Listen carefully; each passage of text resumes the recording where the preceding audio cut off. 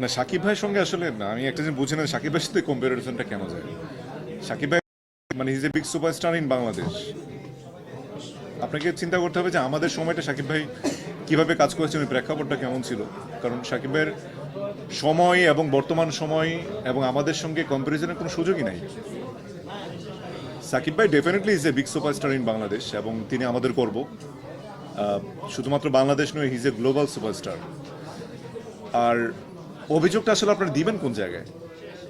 আমরা অভিযোগ দিব, আমরা দিতে চাই যে নির্মাতা এবং প্রযোজকরা আমাদেরকে নিয়ে ভালো সিনেমা বানিয়েছে কয়টা, যে আমরা নিজেদেরকে প্রুফ করবো। সিনেমা তো আগে ভালো বানাতে হবে ভাইয়া। এখন ধরেন একজন রাফি ভাই তুফান সিনেমা বানিয়েছে। আপনি তুফানের মতো একটা সিনেমা আমাকে বানিয়ে তো আগে দেখতে হবে যে আসলে কতটুকু আমি নিজেকে প্রুফ করতে পারছি।